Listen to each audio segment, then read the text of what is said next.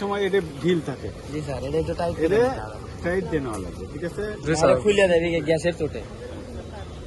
তাহলে খুলে যাবে কি বুঝতে পারবে না, যখন দেখবে জোরে পুশ করতেছো তখন দেখবে যে এটা খুলে সব মানে যখন তুলবে লিক মানে কি এরকম ঢিল থাকে, জোরে এটা জোরে যখন চাপ দিবে এটা খুলে চটকে দেবে।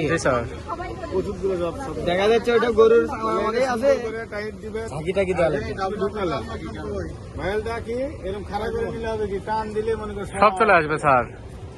টানতে ধরে থাকবে এমনি সব ওষুধ। আর নিবিল পুরোটাকে ঢুকে দিবে নাকি? না না স্যার, হালকা হালকা তিন ভাগে বাইরে হবে ওষুধ। ওখানে জি স্যার। স্যার ওই যে মাথা মাথা পর্যন্ত নিডেলের মাথা তো যে আপনার যতখানি যে ঢোকে আর কি ওষুধ গ্যাস বাইর করে দিলে। তাহলে কি এমনি টোকাটাকে দিলে গুটি মুটি দেখলে আছে না উপরের দিকে। জি স্যার, মাইন্ডসেটটা লাগালি দেখছি। ওখানে ধরলো আর কেউ ধরো না দেখি। দেখি দেখি যা শিখে আগে। তাহলে আমরা কি যে ইনজেকশন যদি দাও জি স্যার।